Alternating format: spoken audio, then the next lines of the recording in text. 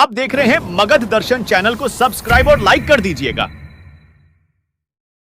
खास करके देश के 140 करोड़ युवा, 140 करोड़ देश की जनसंख्या है, इसमें बड़ा देश का हमारा युवा पीढ़ी है। और आज ये रोजगार के बगैर घर में बैठा हुआ है साथियों। वो देख रहा है, सोच रहा है कब उसको नौकरी मिलेगा, रोजगार मिलेगा। लेकिन एक चालाकी से इस देश के युवा को पीछे ढकेलने का काम किया जा रहा है साथियों। इसके लिए हम सबको लड़ाई लड़ने की आवश्यकता है साथियों। लेकिन हमारे पूर्वज ने, आपके पूर्वज ने, हम सब मिलकर, हमारे पूर्वज ने लड़ाई लड़ा अंग्रेज से, और पौने 200 साल तक अंग्रेज से लड़ाई लड़ा, तब जाके देश आजाद हुआ। ना जाने कितने हमारे पूर्वज शहीद हुए, हजारों लाखों की संख्या में, लेकिन हमारा देश आजाद हुआ। उनको आजादी दिलाने का एक ही मकसद था कि ये देश आजाद होगा और हमारा आने वाला पीढ़ी जो है वो सर उठा के जिएंगे। लेकिन देश तो आजाद हुआ, लेकिन सही मायने में आज देखिए क्या हाल है। आज हम अपने हक अधिकार के लिए संघर्ष कर रहे हैं, लड़ाई लड़ रहे हैं। आज देश को ऐसी जगह पे ला दिया कि 5 किलो चावल, मोदी जी के नजर में विकास नजर आ रहा है साथियों, विकास नजर आ रहा है मात्र 5 किलो चावल। तो इसलिए साथियों आज देश में तानाशाही आ चुका है। आज हमारे पूर्वज ने देश को इसलिए आजाद नहीं दिलाया कि आज हम सर झुका के जिए। तो इसलिए साथियों हम सभी को अपने हक अधिकार के लिए लड़ाई लड़ना चाहिए। आज देखिए, आज राज्य में, देश में लोकतंत्र नहीं रह गया, इस देश में राजतंत्र आ चुका है। आज बने हुए मुख्यमंत्री, दो मुख्यमंत्री को मोदी जी ने जेल में डाल दिया है। बाबा साहब भीमराव अंबेडकर ने आजादी के बाद हमारे लिए एक संविधान बना के दिए, और संविधान में हमें सर उठा के जीने के लिए ताकत दिया, और संविधान में एक ताकत दिया कि अब राजा का बेटा राजा नहीं बनेगा। अब इस देश में राजा वही बनेगा जिसके पास वोट होगा, वो व्यक्ति इस देश का राजा होगा। इसलिए साथियों आज ये लोग संविधान को बदलने के लिए सोच रहा है। फिर से आज गरीब, पिछड़ा, दलित, ओबीसी के लोगों को आज गुलाम बनाने के लिए सोच रहा है साथियों। इसके लिए हम सभी को मजबूती से लड़ाई लड़ना है साथियों, अपने हक अधिकार के लिए। आज मोदी जी आए, उन्होंने नारा दिया था कि मैं पिछड़ा का बेटा हूं, हम अच्छे दिन लाएंगे। और कहीं ना कहीं हम लोग अच्छे दिन के झांसे में आ गए और गलत आदमी को हम लोगों ने कुर्सी पे बैठा दिया। उन्होंने हिटलर के जैसे उन्होंने कहा कि हम हर एक व्यक्ति को काला धन लाएंगे, हर किसी को खाते में 15-15 लाख रुपया दे देंगे। आपको, हमको लगा कि बैठे बैठे 15 लाख रुपया आ जाएगा, एक बार मोदी जी को देख लेते हैं। उन्होंने कहा कि साल में 2 करोड़ युवा को हम नौकरी देंगे। हमारा युवा सोचा कि मोदी जी आएंगे, 2 करोड़ युवा को नौकरी मिलेगा। उन्होंने कहा कि किसान भाई को आमदनी दुगुना करेंगे। हमारे किसान भाई ने कहा कि भाई मोदी जी आएंगे तो किसान का दाई दुगुना होगा। लेकिन आप लोग जानते होंगे किसान भाई कि आज किसान का हालत कहां पहुंच गया। इसलिए साथियों इस बार हमें मजबूती से लड़ाई लड़कर मोदी जी को मुकाबला करना है। वो नहीं चाहता है कि गरीब, पिछड़ा, दलित का बेटा सर उठा के जिए, अपने हक अधिकार की बात करेगा साथियों, वो नहीं चाहता है। आज जीता जागता उदाहरण मैं हूं। आज मुझे देखिए, मैं गरीब मछुआरा परिवार में जन्म लिया। जिस घर में जन्म लिया, ऐसे घर में 2 रोज मछली ना मारा जाए तो तीसरे रोज घर में खाना नहीं बनेगा, ऐसे गरीब परिवार में जन्म लिया। लेकिन मैंने 18 साल की उम्र में घर परिवार को छोड़कर बंबई जैसे शहर चला गया। वहां मेहनत किया, मजदूरी किया, अपने दम पे मुंबई जैसे शहर में झंडा गाड़ा, एक बेहतर जिंदगी जी रहा था। फिर मैं बिहार आया, देखा कि लोग चांद पे घर बनाने के लिए सोच रहा है। लेकिन हमारे लोगों के लिए इस धरती पर रहने के लिए घर नहीं है। फिर मैंने बॉम्बे के ऐशोआराम जिंदगी को छोड़कर पिछले 10 सालों से अपने हक अधिकार के लिए, अपने लोगों के लिए लड़ाई लड़ने के लिए आज मैं बिहार में लड़ाई लड़ रहा था। साथियों, हमारी लड़ाई था कि निषाद, मछुआरा, बींद, बिल्दार, नोनिया, मलाह, चाय, तियर, बनपर सभी को आरक्षण मिले, इसके लिए लड़ाई लड़ने लगा। और आपने देखा 2020 में हमने 4 विधायक बनाया। अपने दम पर भी बिहार में मैं मंत्री बना। अगर हम नीतीश कुमार जी को 2020 में समर्थन नहीं देते तो बिहार का मुख्यमंत्री नीतीश कुमार नहीं बनता। ये हमारी ताकत था साथियों। हमने बिहार का मुख्यमंत्री बनाया, लेकिन उसको हजम नहीं हुआ। उनको लगा कल तक जो हमारे पीछे घूम रहा है, ये मल्ला का बेटा हमारी बराबरी कर रहा है, इसको रोको, नहीं रोकोगे तो बहुत आगे निकल जाएगा। और उन्होंने एक षड्यंत्र के तहत हमारे विधायक को खरीद लिया, हमारे पार्टी को तोड़ दिया, हमें सरकार से बाहर कर दिया, फिर हमें रोड पे ला दिया। साथियों, वो नहीं चाहता कि किसी गरीब का बेटा सर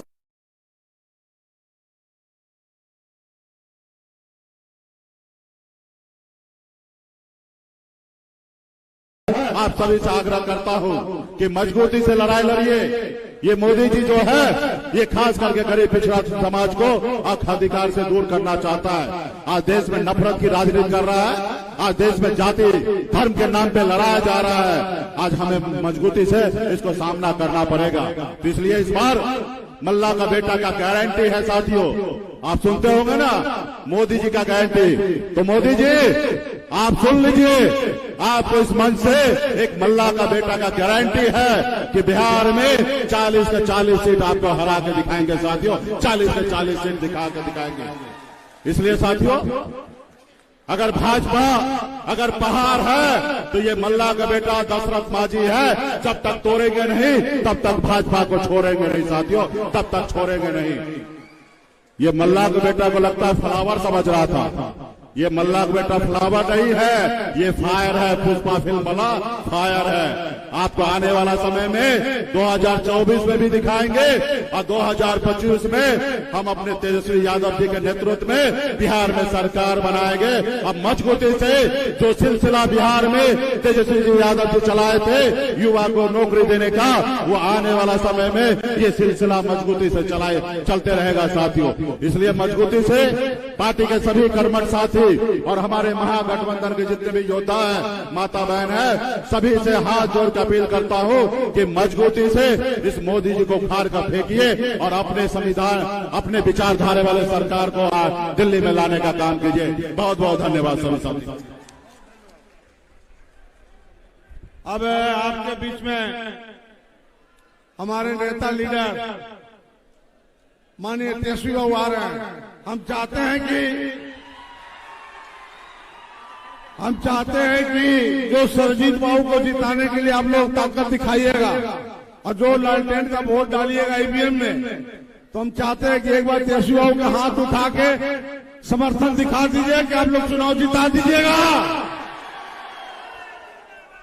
चलिए, बहुत धन्यवाद। अब आपके बीच में अध्यक्ष जी संभालिए। युवा के जान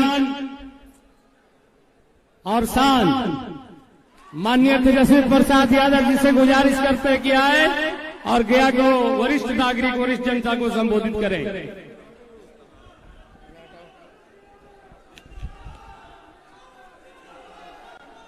मंच पे उपस्थित वीआईपी पार्टी के संरक्षक बड़े भाई मुकेश साहनी जी, मंच पर उपस्थित महागठबंधन के राष्ट्रीय जनता दल के गया लोकसभा क्षेत्र के प्रत्याशी, चहेते प्रत्याशी भाई सरबजीत जी, मंच पर उपस्थित निहाल साहब, बागी वर्मा जी,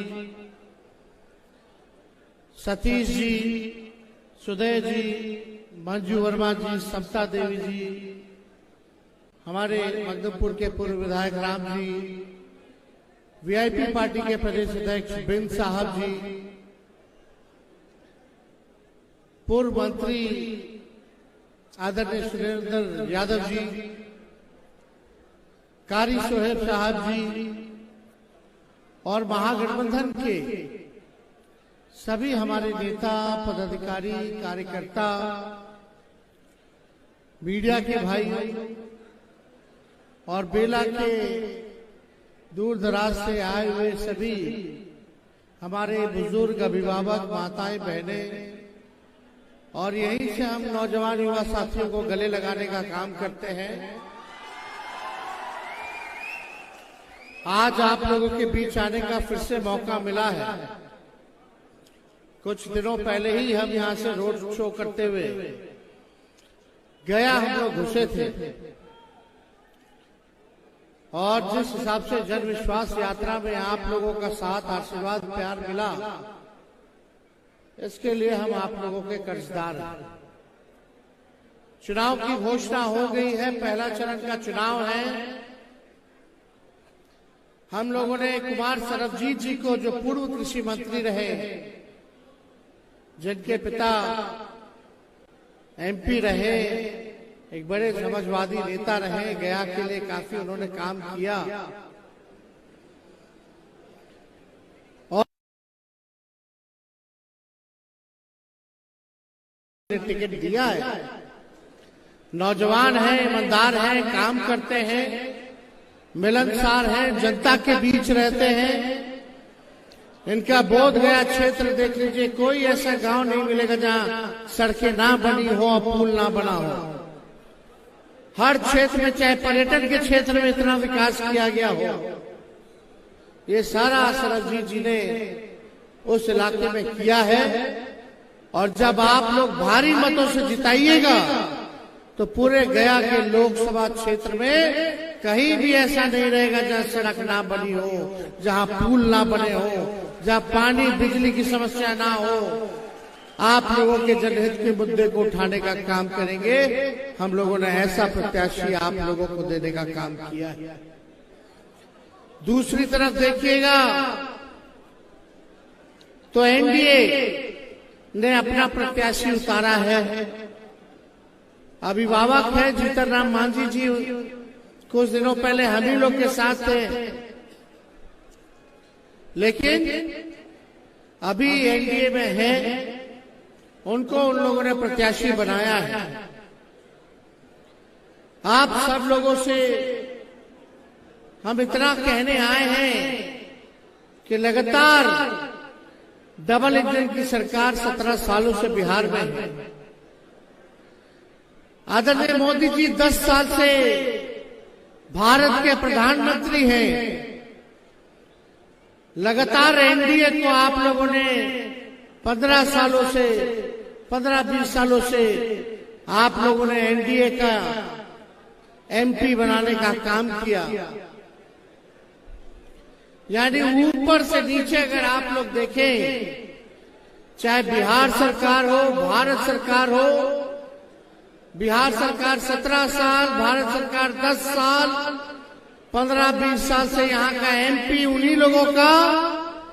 लेकिन आज अपने दिल में हाथ रख के पूछिएगा कि शिक्षा सुधरी है कि नहीं सुधरी है, चिकित्सा सुधरा है कि नहीं सुधरा है, गरीबी मिटी है कि नहीं मिटी है, महंगाई कम हुआ है कि नहीं हुआ है, बेरोजगारी दूर हुई है कि नहीं हुई है, पलायन रुका है कि नहीं रुका है। आज दिल पे हाथ रख के अपने आप से पूछेगा, यहाँ कितने नौजवान जो हैं बेरोजगार है, जरा हाथ उठा करके बताने का काम कीजिए। माताएं बहनें बैठी हैं, बताइए आपके घर में कितने लोगों को सरकारी नौकरी मिला, कितना लोगों को रोजगार मिल रहा है, कितना यहाँ लोग होंगे जो पलायन करके दूसरा राज्य में मजदूरी करने का काम करता होगा। तो आज गया के लिए हम सवाल पूछने आए हैं कि बताइए मोदी जी ने आपके गांव के लिए, आपके पंचायत के लिए, आपके जिले के लिए, आपके प्रदेश के लिए मोदी जी ने क्या किया है।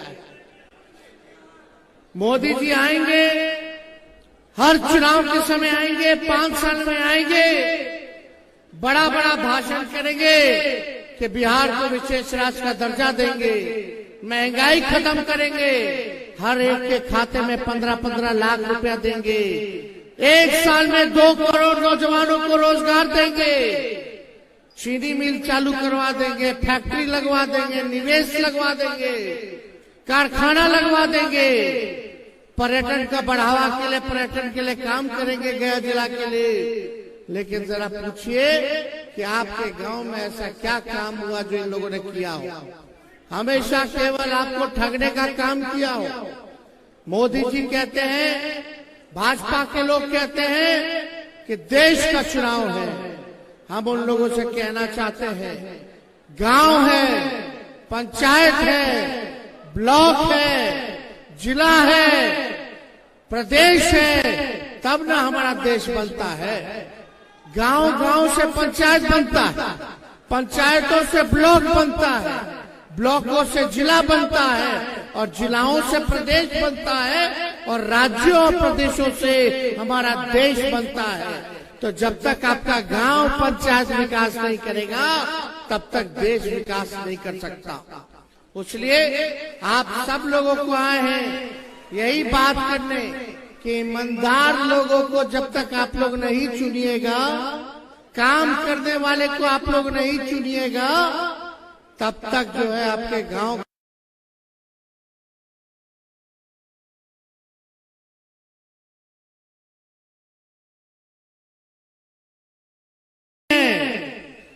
हमारी वैचारिक लड़ाई है, और हम लोग सवाल पूछने का हम लोगों को अधिकार है। हम लोग विपक्ष में हैं, और जनता को भी लोकतंत्र में अधिकार है कि मोदी जी से सवाल पूछ सके कि आपने 10 साल प्रधानमंत्री रहते हुए, 17 साल बिहार में राज करते हुए, 3-4 बार आपका एमपी यहाँ से जीता, आखिर मेरे लिए क्या किया, आपके लिए क्या किया? ये आप लोगों का अधिकार है, बनता है पूछना। इसलिए मोदी जी की बात नहीं होनी चाहिए, मुद्दे की बात होनी चाहिए, मुद्दे की बात होनी चाहिए।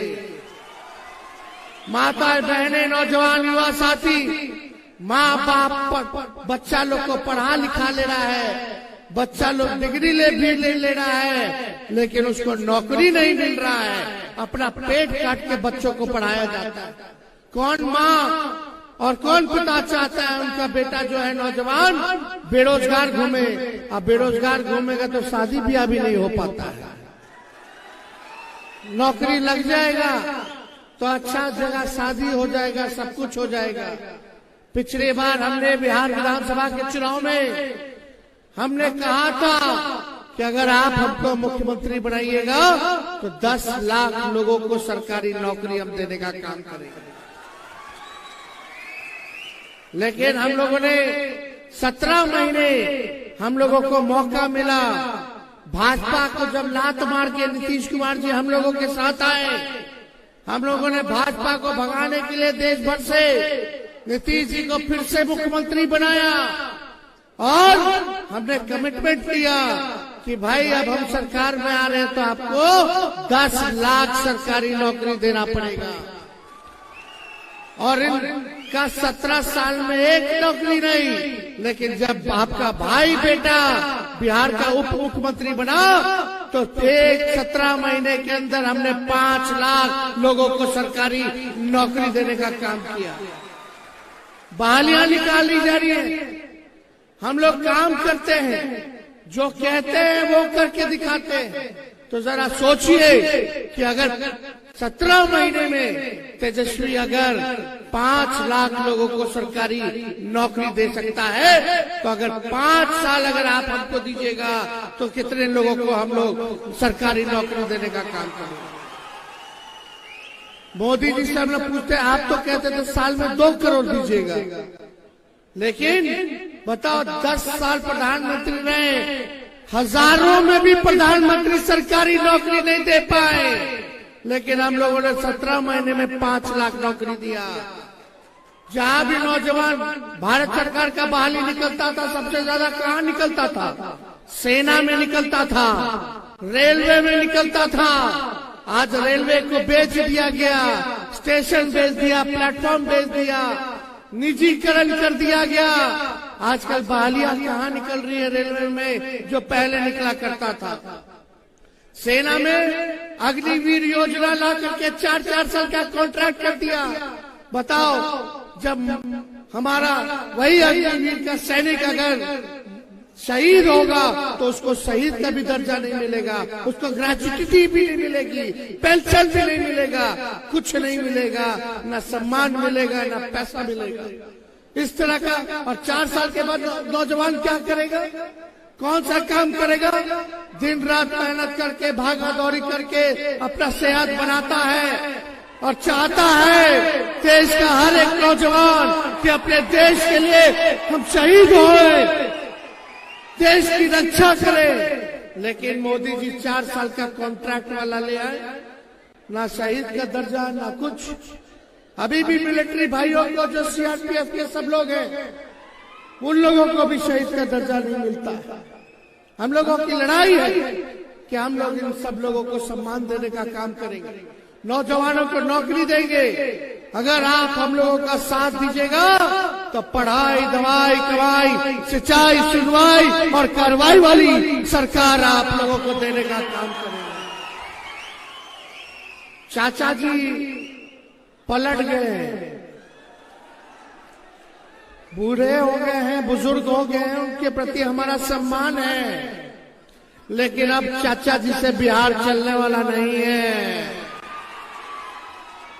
इसलिए आप सब लोगों से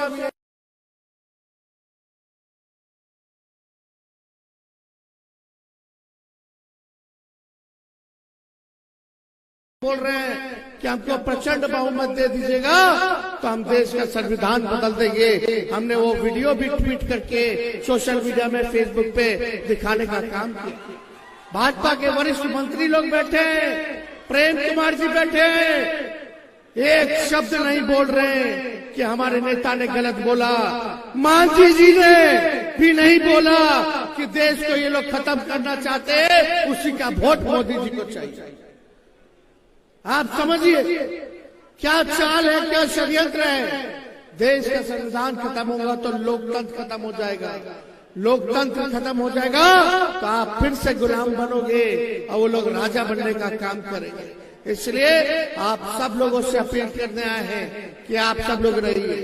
असली हमारा दुश्मन बेरोजगारी है, असली हमारा दुश्मन महंगाई है, असली हमारा दुश्मन पलायन है, असली हमारा दुश्मन भूखमरी है, असली हमारा दुश्मन गरीबी है। लेकिन मोदी जी इन सब के बारे में बात नहीं करते हैं, खाली लालू जी के गाली देते हैं। अरे मोदी जी, जब लालू जी रेल मंत्री थे तो 90,000 करोड़ का मुनाफा लालू जी ने रेलवे को देने का काम किया। जब लालू जी रेल मंत्री थे तो बिहार में 3-4 कारखाना, रेलवे का पहिया कारखाना देने का काम किया। जब लालू जी रेल मंत्री थे तो हर बजट में भाड़ा कम किया। आज रेलवे का टिकट और लालू जी के जमाने में टिकट का अंतर कितना है? पहले प्लेटफॉर्म टिकट मिलता था 3 रुपया, आज मिलता है 50 रुपया। आज ट्रेन का टिकट भी कटाना हो तो 3-4 गुना महंगा हो गया। लेकिन लालू जी के राज में असल में गरीबों का सफर, हम सफर करने वाला एक ही चीज था, रेलवे।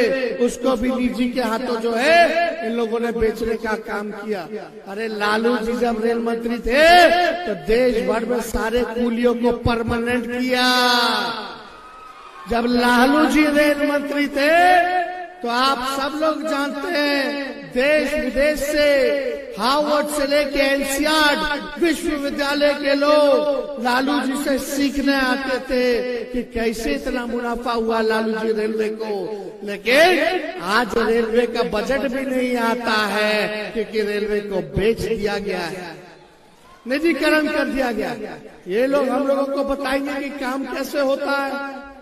हम लोग गरीब के बारे में सोचते हैं, अगर कोई यहाँ लोग सोचता है।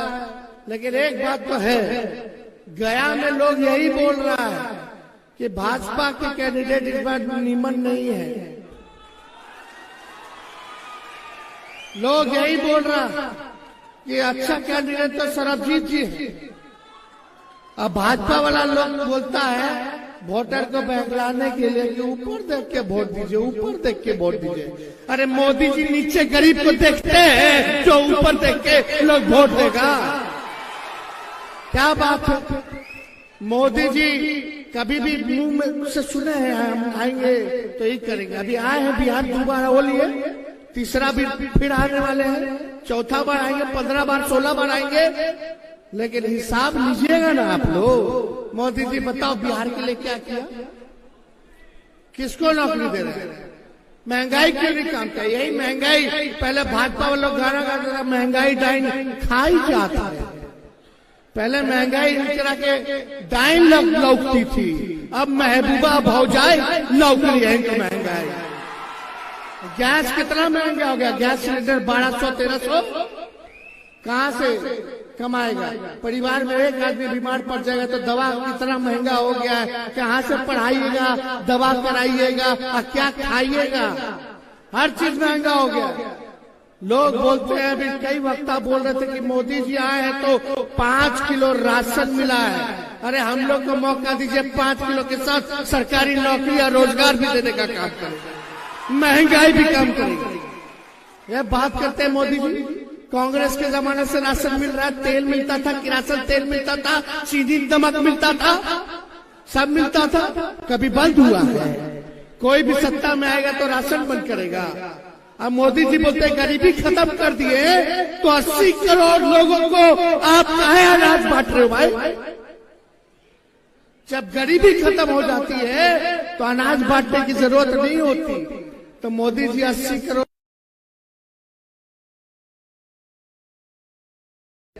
गरीबी को नहीं मिटाया है।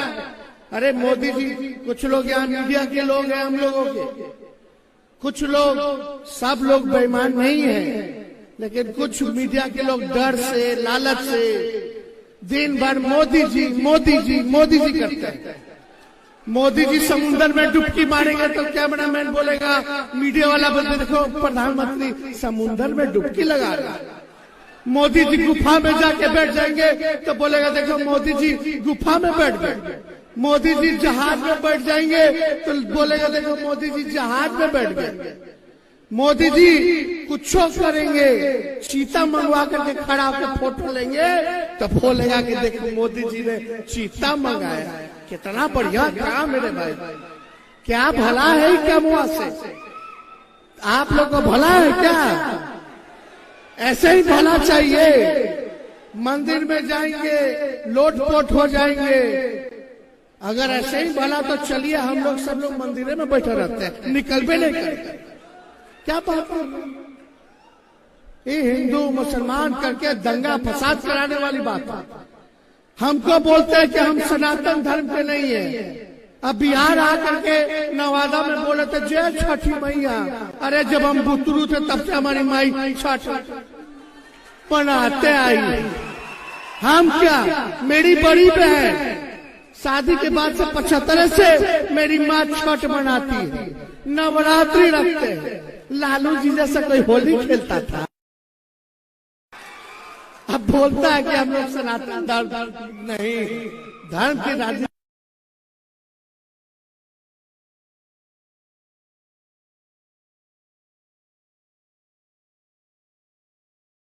मन में होना चाहिए, साफ मन में होना चाहिए। भगवान तो हर जगह कन-कन में है, अभी भी है, कहीं भी है। लेकिन दिन रात गलत काम कीजिएगा, रात में राम राम लपटिएगा तो भगवान भला करेंगे। भला भी है भगवान करेंगे तो अच्छे लोगों को ना करेंगे, जो ईमानदार है, साफ सुथरा है। दिन भर बेईमान लोगों को नहीं ना साथ देंगे। खैर जो भी बात है, इस पे हमको ज्यादा टिप्पा टिप्पणी नहीं करना। हम सब लोग जानते हैं कि यही गया में जब हम पर्यटन विभाग के मंत्री थे, इन्हीं का मांग था विष्णु जो मंदिर है और जो घाट वाट है उसके लिए अभी पूरा फ्लाईओवर अलग से व्यवस्था बन रहा है, एंट्री एग्जिट का बन रहा है। वहां हम लोगों ने इतना पैसा दिया, सब जगह हम लोगों ने काम कराया। मेडिकल कॉलेज सीताजी के नाम पे बनाया। तो इसलिए इन लोगों के बातों में चक्कर में नहीं पड़ना है। मुद्दे की बात करनी है, काम की बात करनी है, जिससे बिहार का आप लोगों का तरक्की हो, आप लोगों का भला हो। तो ज्यादा कुछ ना कहते हुए आप सब लोगों का प्यार और आशीर्वाद मिलेगा कि नहीं मिलेगा? दोनों हाथ उठा करके बताइए, मिलेगा ना? सरबजीत जी को जिताइएगा ना? और देखो भाई, आप सब लोगों से यही अपील है, सब एक एक व्यक्ति जो है 10-10 वोट बनाने का काम करे। और पहला नंबर पर ईवीएम में पहला नंबर पर लालटेन है, आप लोग लालटेन पर बटन दबाइए और सरबजीत जी को जिताइए। चुपचाप लालटेन छाप। क्या चुपचाप? चुपचाप, चुपचाप। गया की जनता, गया की जनता, आप सब लोगों का बहुत बहुत धन्यवाद। जय हिंद, जय बिहार। गौतम जी,